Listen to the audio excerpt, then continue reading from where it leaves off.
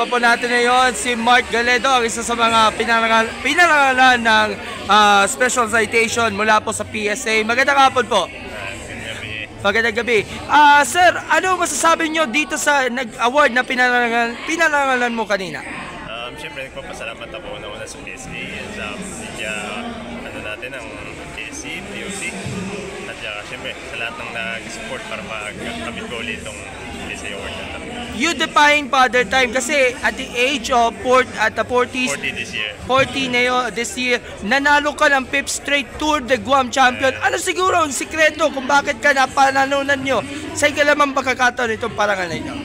Siyempre, unang-una yung disiplina natin sa sports natin.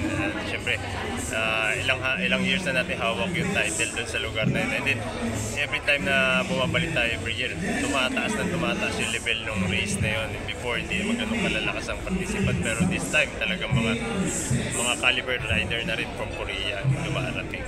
And looking forward sa mga competition, ano bang mga aasahan nyo for 2025 for you? This year, mag-compete na ako, mag-start na ako mag-compete sa Masters category. Unang-una this next month. Ito ba yung Asian Championships, bro? Asian Cycling Championships na gaganapin sa Thailand. We will participate in the Masters category in individual time trial. Okay, Sir Mark, may gusto kayo pasalamatan ng SBN? Siyempre, una-una sa ating presidente sa cycling, si Sir Bambol Tolentino, and then sa PSC, sa POC, and then sa coaching staff ng Phil Cycling, and then sa mga sponsors natin sa cycling. Alright, so Sir Mark, congratulations, all the best, and God bless. Thank you.